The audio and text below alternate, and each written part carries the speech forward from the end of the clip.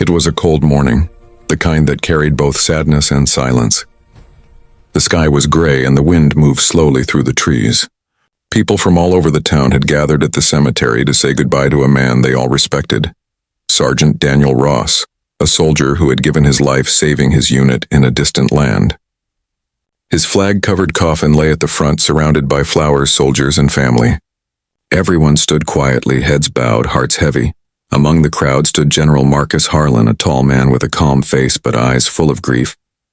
He had served with Daniel years ago, and he came that day not as a leader, but as a brother in arms. Cameras from local news stations rolled quietly as people whispered prayers. It was supposed to be a peaceful farewell, a moment of honor. Then came the sound of footsteps, heavy, sharp, echoing against the ground. A police officer, Officer Derek Cole, walked up near the front row. At first, no one paid attention. Police were often present at public events for security. But something about him felt off.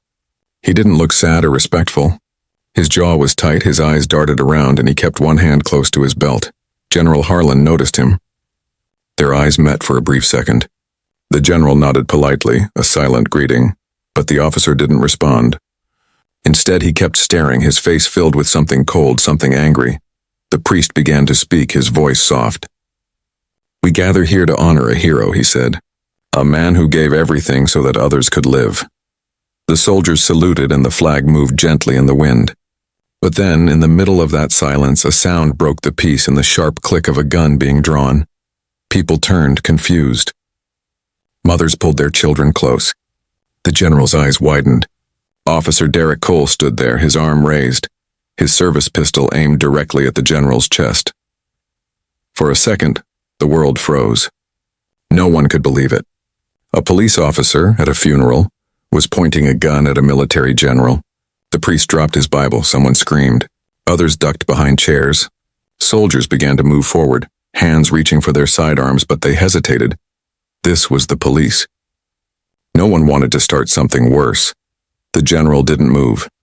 He stood still, his voice calm but firm.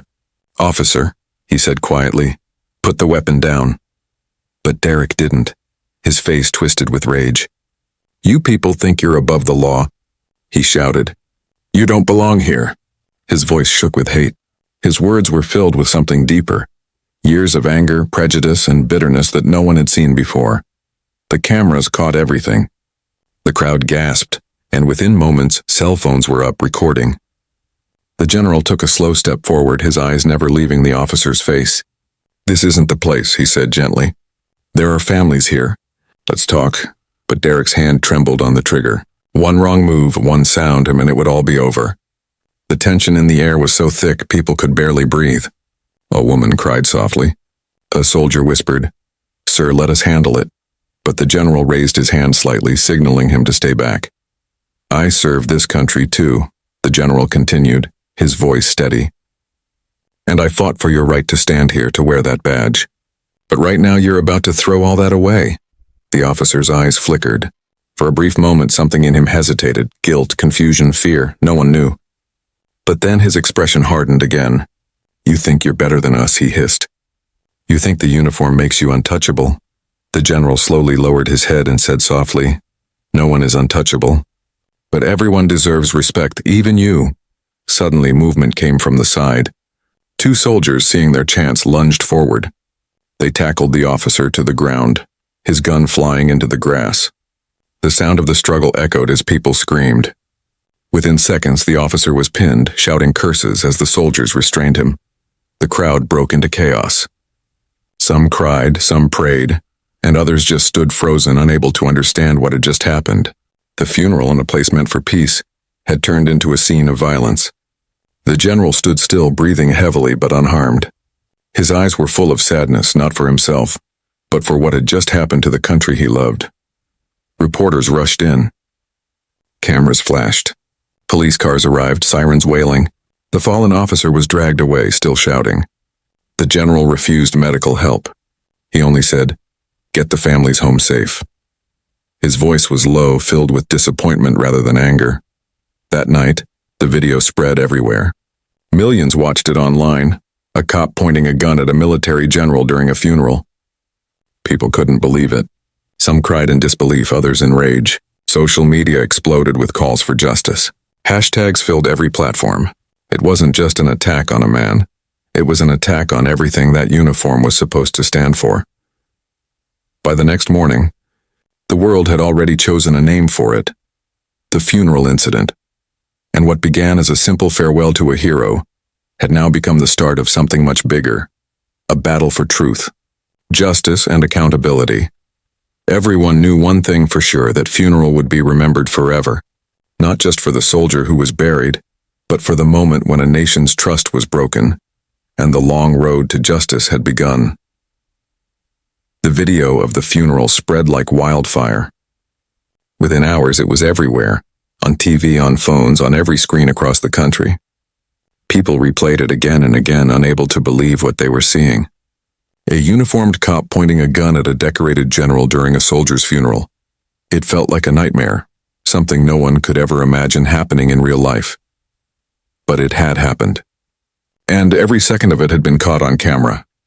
The clip began with the quiet sound of the priest speaking. Then suddenly the chaos. The moment Officer Derek Cole raised his gun, you could see faces in the crowd freeze in fear. Children hid behind their mothers.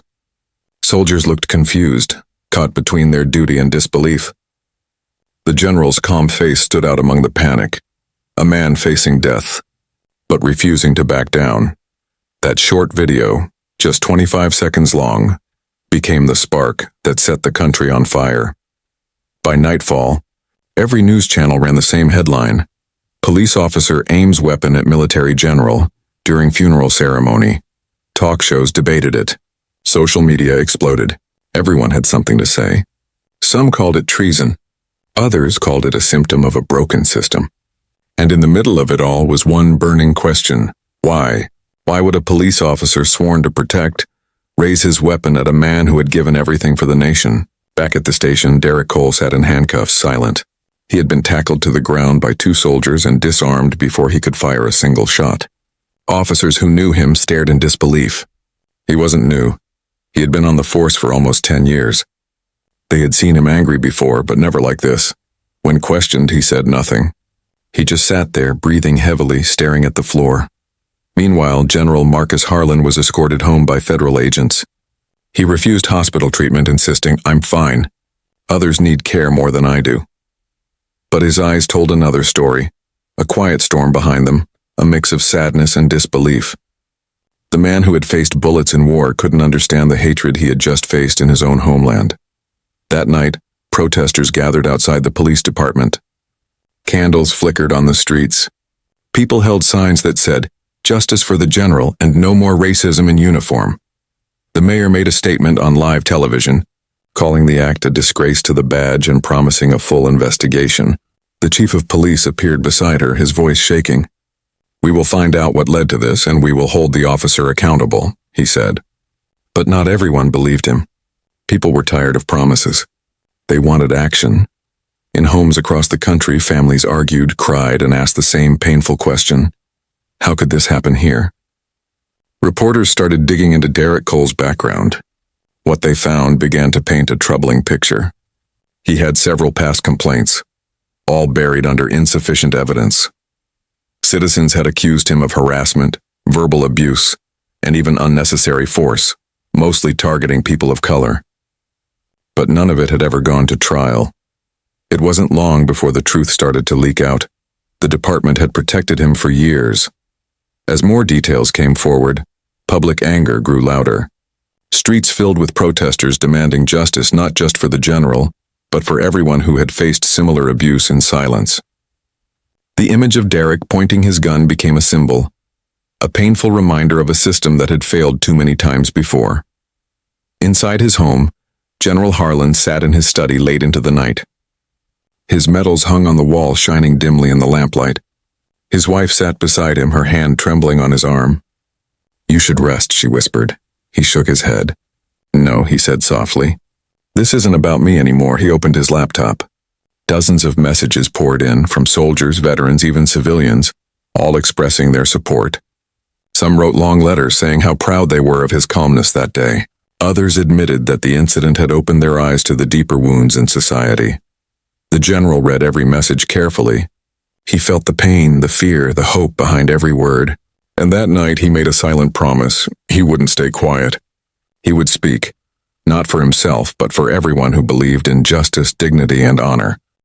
Meanwhile, Derek Cole sat alone in a small interrogation room. His reflection stared back from the glass. He looked less like an officer and more like a man cornered by his own demons. The detective across from him finally spoke.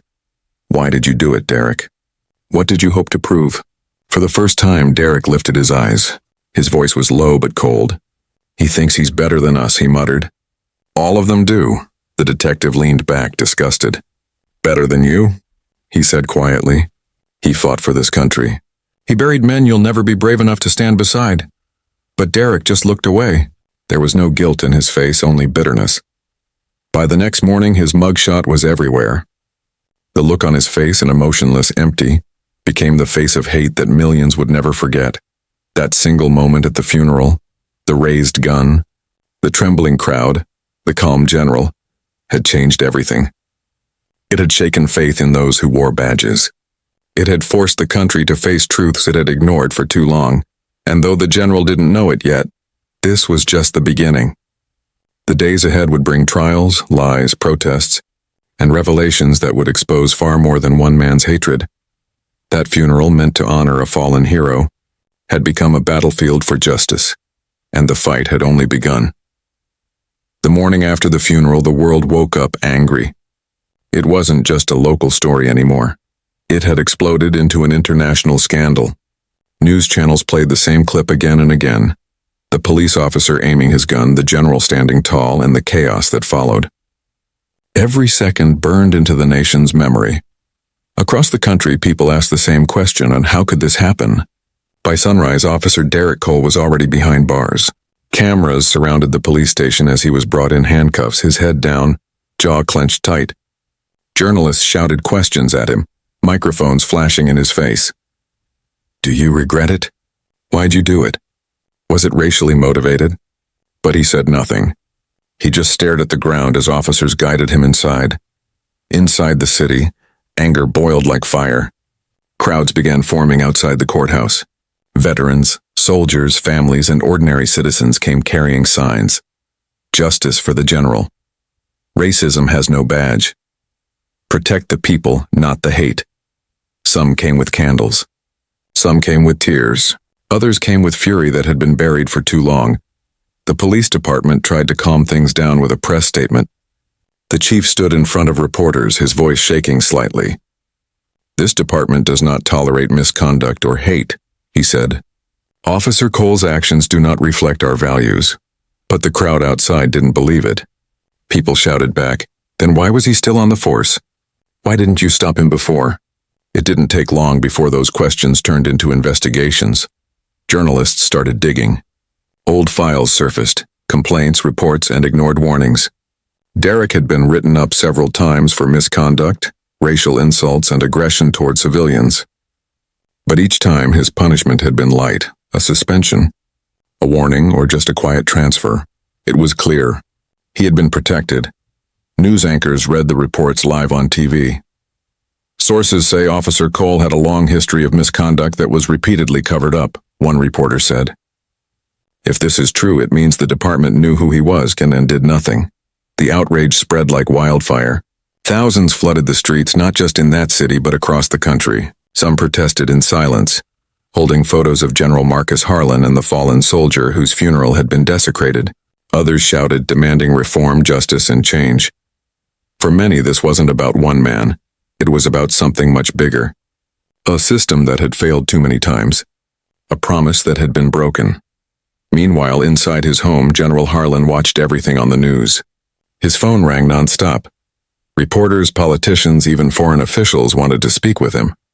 But he refused all interviews. He sat by the window watching the flag outside his house wave in the wind. His wife, Emily, placed a cup of coffee beside him. "You can't stay silent forever," she said softly. "I know," he replied. "But this can't be about me. It has to be about what's right." That evening, he finally spoke publicly for the first time. Standing outside his home surrounded by cameras, he said just a few words. "This was not just an attack on me. It was an attack on every soldier who ever stood for this country. But we will not answer hate with hate. We will answer it with truth and justice. The clip of his speech went viral within minutes. People called him the calm general. His composure and dignity became a symbol of strength, a sharp contrast to the rage of the man who had aimed the gun. But while the public admired his calmness, inside the system, panic had begun. City officials held emergency meetings. Federal investigators were sent to review the police department's internal files. One by one, officers who had ignored Derek's behavior came under questioning. Some resigned. Others pretended not to remember. The truth was spreading, and it was ugly. In a small cell, Derek Cole sat alone, listening to the noise outside, the chants, the anger, the calls for his name. He had once been the one giving orders, wearing his badge proudly. Now that badge was gone, and for the first time he looked afraid. But even behind bars, his bitterness remained. When one reporter shouted through the cell window asking if he felt sorry, he sneered. "I just did what no one else had the guts to do," he said. Those words would later play on national news and pour even more gasoline on the fire. That same night, the Attorney General announced the beginning of a federal civil rights investigation. It wasn't just about one officer anymore. It was about an entire department that had allowed him to exist unchecked. The funeral grounds where the chaos had happened turned into a memorial site. People left flowers, notes, and flags. On one card, written in shaky handwriting, were the words, "For the General, thank you for standing tall when the rest of us were afraid." Reporters captured that image. It became the most shared photo of the week, a symbol of dignity, courage, and resistance. In the days that followed, Derek's arrest turned into a national movement. People demanded police reform, accountability, and transparency. Lawmakers were forced to act. The story that began as a horrifying moment at a funeral was now rewriting history, one voice at a time. But the fight was far from over.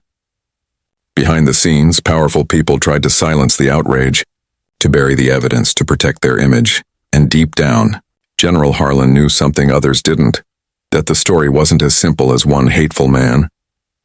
There were layers, secrets, and cover-ups that were yet to be exposed. He looked out at the growing crowds beyond his window and whispered to himself, "This is only the beginning." The news had quieted a little, but the anger hadn't. Streets still echoed with chants for justice. People didn't forget what they saw. A police officer raising his gun at a general. But now the question on everyone's mind had changed. It wasn't just why Derek Cole did it. It was how a man like him was ever allowed to wear a badge. Inside the police headquarters, boxes of old files were being pulled out for federal review. Dust covered the folders. Inside them were reports that no one had seen for years, or rather ones that many had chosen not to see. The investigators worked late into the night. What they found was worse than anyone expected. Derek's record wasn't just bad, it was alarming. He had been written up at least 7 times for racial slurs, verbal threats, and physical aggression toward suspects, most of them black or Hispanic. One file showed a citizen complaint describing how he had pulled his gun on an unarmed teenager during a traffic stop. Another report told of a homeless veteran he had shoved to the ground. Every time, supervisors had marked the cases as unsubstantiated. It was a pattern, a dark, undeniable pattern, buried under paperwork and lies. When the news broke, the public erupted again. "They knew," shouted one protester on TV. "They knew and they did nothing." The chief of police resigned the next day. His statement was short and empty. "Mistakes were made," he said, his eyes tired. But people didn't want apologies. They wanted accountability. Meanwhile, General Marcus Harlan was called to testify before a federal panel. Cameras flashed as he entered the courtroom. His uniform was spotless, his medals shining, but his face was heavy with disappointment. He stood before the microphones and said, "When I looked into that man's eyes, I didn't see a stranger.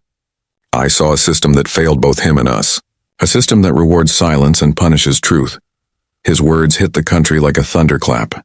He wasn't just blaming one man, he was pointing at the entire structure. And everyone knew he was right. That same evening, investigative journalists uncovered something even darker. A secret police union fund that had quietly paid to defend officers accused of racism and brutality. Derek Cole's name appeared on that list 5 times. Each time he faced suspension, the union's lawyers stepped in, twisting the rules to keep him employed. Reporters traced it back to donations from wealthy donors and political figures who claimed to support law enforcement.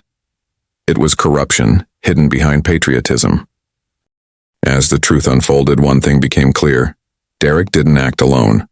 He was the product of years of protection, power, and prejudice hidden beneath polished badges. In his jail cell, Derek heard the news too. For the first time, his confidence cracked.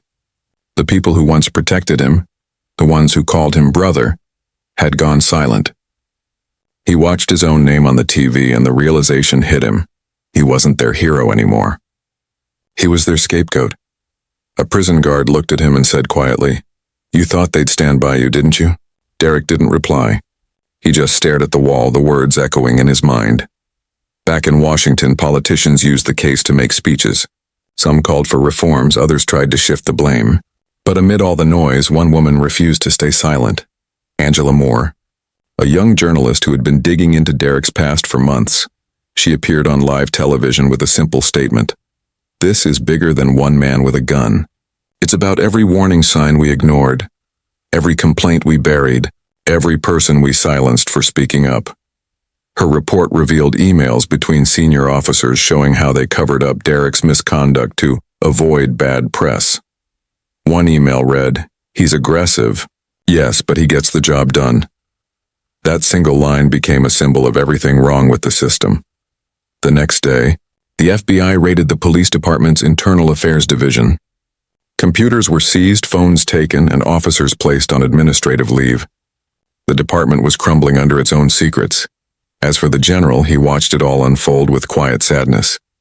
This wasn't victory, it was tragedy. He had served his nation, believed in its laws, trusted its institutions. Now he was watching them collapse from within. Late one night, he sat on his porch looking at the stars. His old friend, Colonel Davis, came to visit. "You did what you had to," the colonel said. "You stood your ground," the general sighed. "Standing your ground isn't enough anymore," he said. "We have to rebuild what's broken. Or this will happen again, and next time someone will die." Far away, in a quiet office, Angela Moore received an anonymous message from a private email.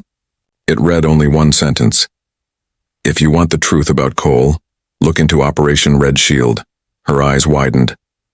That wasn't just a name.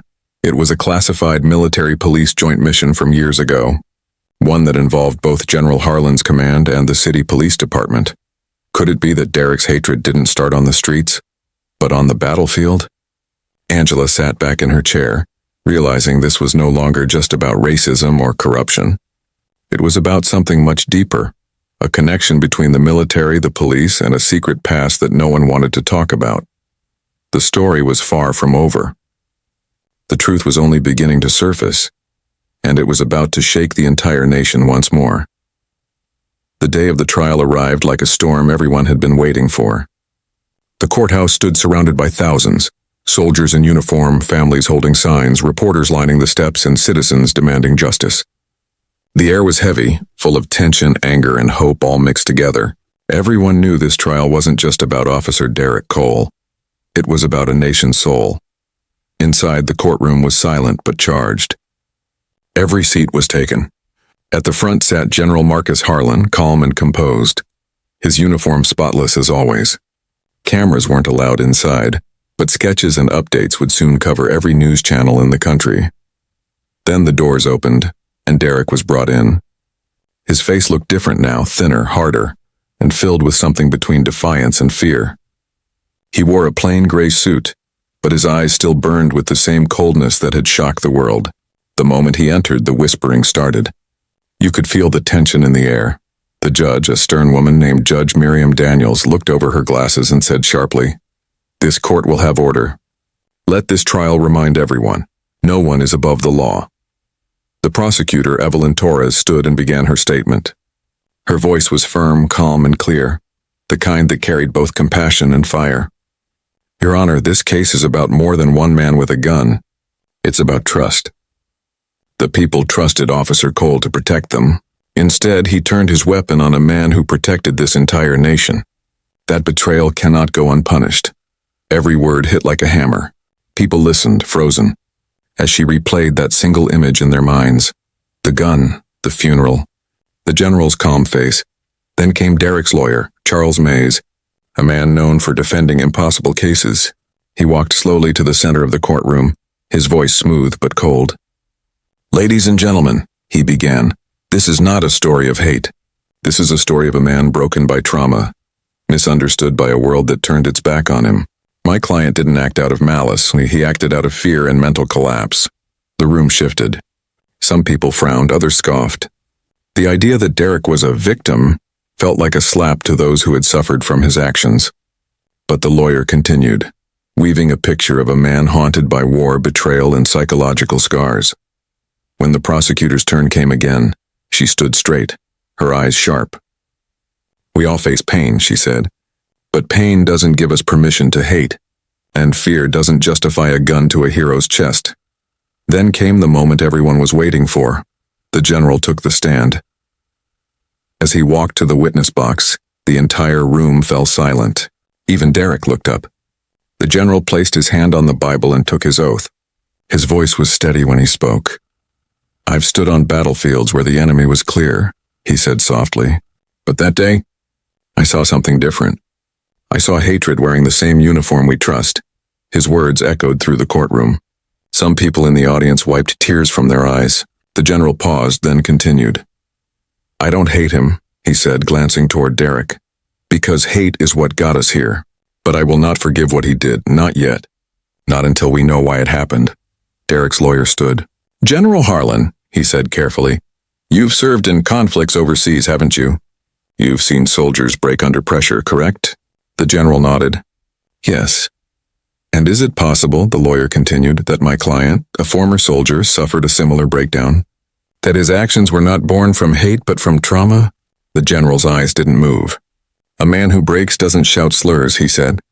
"He cries for help." Derek didn't cry. "He aimed." Gasps filled the room. Even the judge looked stunned by the general's calm, piercing answer.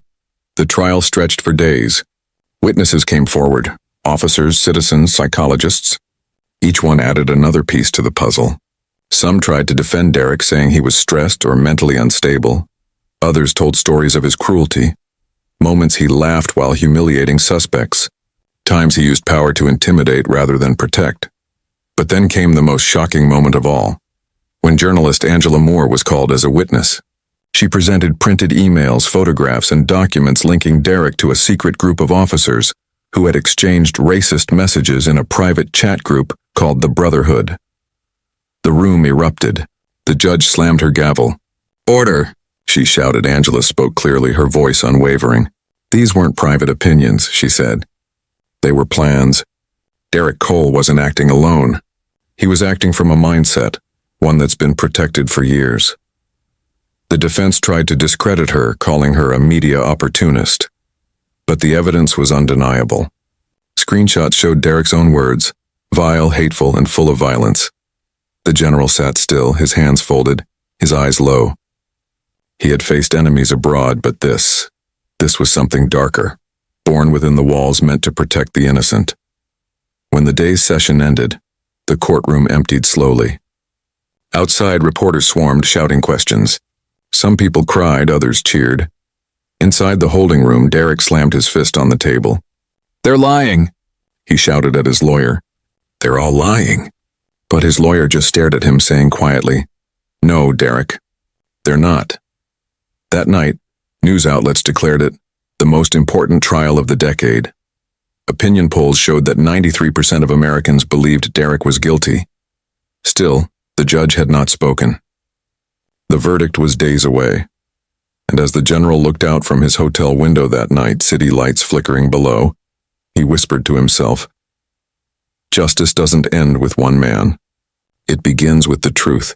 Little did he know, the trial was about to reveal something even deeper, something that would shock the entire nation once again. The trial had entered its third week, and the courtroom felt like a battlefield. The walls held the weight of anger, grief, and truth that no one could escape. Every day brought new revelations, new witnesses, and deeper wounds. Outside, thousands still gathered, holding candles and signs, chanting for justice long after the sun went down. Inside, everyone could feel it. The tension was building toward something explosive. Officer Derek Cole sat in the defendant's chair, his eyes dark and hollow.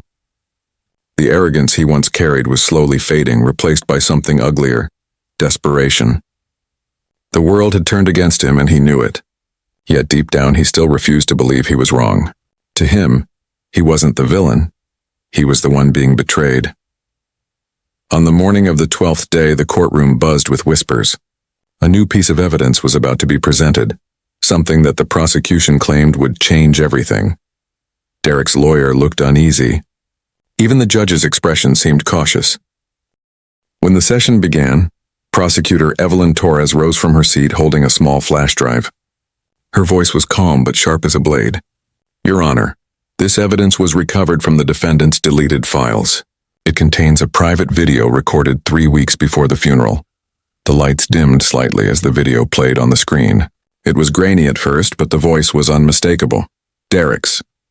He was sitting in a police car recording himself. His words came out slurred, angry, full of venom. "They think they can take everything from us," he said. "Men like Harlan, they act like heroes, but they don't care about people like me. Someone needs to remind them who's in control." The courtroom froze. The silence was so deep you could hear the faint hum of the ceiling lights. Then came the final line in the video, a line that made even the judge cover her mouth. "If I ever see that general again," Derek said coldly, "I'll make sure he remembers my name." The screen went black. For a few seconds, no one moved. Then the noise began. Gasps, murmurs, outrage. Derek jumped to his feet. "That video's fake," he shouted. "That's not real. They edited it." The judge banged her gavel. "Mr. Cole, sit down." But he wouldn't stop. His voice rose, cracking with fury. "They're all against me. You, her, everyone. You think I'm some kind of monster." Prosecutor Torres stood tall, unmoved. "No one thinks, Officer Cole, we know." That broke him. His face twisted with rage, and he slammed his fist on the table so hard that the sound echoed like thunder. "You don't understand what it's like," he yelled. "You think I wanted this? You think I planned to lose everything?" The judge's voice cut through the chaos. "Bailiffs, restrain the defendant." But Derek didn't stop. His words poured out like poison. "He's not a hero," he screamed, pointing at General Harlan. "He's a liar." "They all are. They sent men to die, and now you treat him like a saint. You think I'm evil because I didn't bow down to him?" The general sat still, his face calm but his eyes heavy with sorrow. He didn't reply. He didn't need to. The whole world could see the truth. Derek's mask had fallen. The courtroom wasn't seeing a victim anymore. They were seeing the hate that had always been there. Bailiffs rushed forward, pulling him back into his seat. His shouts turned to curses, his body shaking with anger and humiliation. Reporters scribbled furiously. Cameras outside the courthouse caught the noise through the walls. Within minutes, news networks were airing headlines. "Defendant loses control in court, exposes his true nature." The judge ordered a recess. People poured out of the courtroom, whispering, crying, and calling loved ones. The nation was already reacting in real time. Social media flooded with clips of the meltdown. Some wrote, "Now we've seen who he really is." Others simply wrote, "Justice is coming." Back inside, General Harlan sat quietly in a small waiting room. His lawyer entered and said softly, "It's over, sir. They've seen enough." But the general shook his head. "It's never over," he said. "Justice is a long road. We've just started walking." Meanwhile, Derek sat alone in a holding cell beneath the courthouse. His hands trembled as he stared at the floor. His lawyer entered, eyes full of disappointment. "You just destroyed yourself," he said. Derek looked up slowly. "They already destroyed me," he whispered. "I just showed them what they made." The lawyer sighed and walked away, leaving him in silence. Upstairs, the prosecutor met with reporters. "The defendant's outburst speaks louder than any evidence," she said. "We don't need to prove his hate. He just proved it himself." That night, the whole country watched clips from the courtroom. The image of Derek shouting, his face twisted in rage, was replayed again and again. The general's calm silence became a symbol, not of victory but of strength. Outside the courthouse, thousands held a candlelight vigil. A woman held a sign that read, "Silence can be power." Another sign said, "No more hate in uniform." As the candles flickered in the wind, The general walked quietly through the crowd. People parted to let him pass. He stopped by a little girl who held a candle with both hands. She looked up and asked softly, "Did we win, sir?" He smiled sadly. "Not yet," he said. "But we're getting closer." In that moment, the world wasn't just watching a trial. It was watching history unfold. The breaking point had come and gone, and from its ashes, something greater was rising: truth, justice, and a painful new beginning. The sun rose slowly over the courthouse that morning, painting the sky in shades of gold and gray. It was the final day. After weeks of tension, anger, and tears, the entire nation was waiting for one thing: the verdict. Crowds had already gathered outside before dawn. Veterans in uniform stood beside young students holding signs that read, "No one is above the law and justice for all." The air buzzed with anticipation.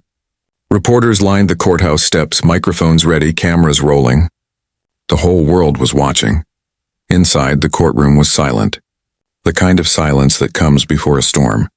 Every face looked pale, anxious. The jury had been out for 14 hours. Now they were returning with their decision. Officer Derek Cole sat at the defense table, his hands trembling slightly. The fire that once burned in his eyes was gone. He looked smaller now, tired, beaten, hollow. His lawyer whispered something, but Derek didn't answer. He just stared at the table, jaw tight, waiting for the moment that would define the rest of his life. At the other side sat General Marcus Harlan, calm as ever. His posture was straight, his face unreadable, but inside his heart pounded. He had faced death in battle, but this felt heavier. Because this time it wasn't bullets he was facing. It was the truth. The door opened. The jurors walked in, their faces serious, drained. Not one of them looked up as they took their seats. The judge, Miriam Daniels, looked at them with a solemn expression. "Members of the jury," she said quietly, "have you reached a verdict?" The foreman, a middle-aged man with tired eyes, stood. "We have, Your Honor," the judge nodded. "Please read it." The man unfolded a sheet of paper. His voice shook slightly as he read, "In the case of the People versus Derek Cole, on the charge of attempted murder, we find the defendant guilty. On the charge of hate-motivated assault, we find the defendant guilty. On the charge of endangering civilians during a public event, we find the defendant guilty." The words hung in the air like thunder. For a heartbeat, no one breathed. Then slowly, a wave of emotion swept through the room. Some people cried. Others clapped softly. Outside, cheers erupted, loud, raw, and full of relief. Derek's head fell into his hands. His lawyer whispered something again, but it was useless now. The fight was over. The man who once thought he was untouchable had just been found guilty in front of the entire world. The judge looked down at him, her voice steady and cold. "Officer Derek Cole, your actions dishonored your badge, your city, and your country. You pointed a gun at a man who risked his life for freedom, not because of fear, but because of hate. You are hereby sentenced to life in jail without the possibility of parole." A murmur filled the room. Derek didn't look up. His face was pale, eyes glassy, lost somewhere between disbelief and emptiness. The guard stepped forward, handcuffs ready. General Harlan stood, his expression solemn. He didn't smile, didn't celebrate. He simply watched as Derek was led away. Their eyes met one last time. For a moment, time seemed to stop. The general's gaze was calm, not vengeful, not cruel, just quietly final. Derek looked at him, his lips trembling. For the first time, there was no hatred in his eyes. Only regret, but it was too late. The sound of the chains echoed as he was taken out of the courtroom. Outside, the crowd roared. People hugged, cried, and lifted flags into the air. The chant began slowly but grew stronger with every voice. "Justice served. Justice served!" Reporters rushed to the general as he exited the building. Flashing lights blinded him. Questions flew from every direction. "How do you feel, sir? Do you forgive him? What will you do now?" He paused for a moment, then spoke softly into the microphones. "This was never about revenge," he said. "It was about respect. The uniform, whether it's blue or green, means something sacred. It means you protect life, not destroy it. Today, justice was served not for me, but for every person who still believes in honor." His words were short, but they carried across the nation like a heartbeat. Later that evening, the streets glowed with candlelight vigils. Families stood together, holding photos of lost loved ones, soldiers, officers, civilians. A little boy placed a candle under a photo of his father, whispering, "Thank you for making it right." Across the city, murals began appearing on walls, portraits of General Harlan with the words, "Honor lives here." In the quiet of his home, the general finally took off his uniform jacket and sat down in front of his wife. "It's over," he said softly. She nodded, tears in her eyes. "No," she whispered, "it's just beginning. You showed them what justice looks like." He smiled faintly, looking out the window at the faint glow of candles in the distance. "Maybe," he said. "Maybe this time they'll remember." Meanwhile, in a cold prison cell, Derek lay on his bunk staring at the ceiling. The sound of footsteps echoed down the corridor. He closed his eyes, and for the first time, the silence felt heavier than the noise ever did. He thought of the funeral, the gun, the general's steady eyes, and realized that in trying to prove his power, he had lost everything. The nation slept that night with mixed feelings, sorrow, relief, and a fragile sense of hope. The wound was deep, but for once justice had found its way through. And though the story was far from forgotten, the world knew one thing for sure. That day, hate lost and humanity won.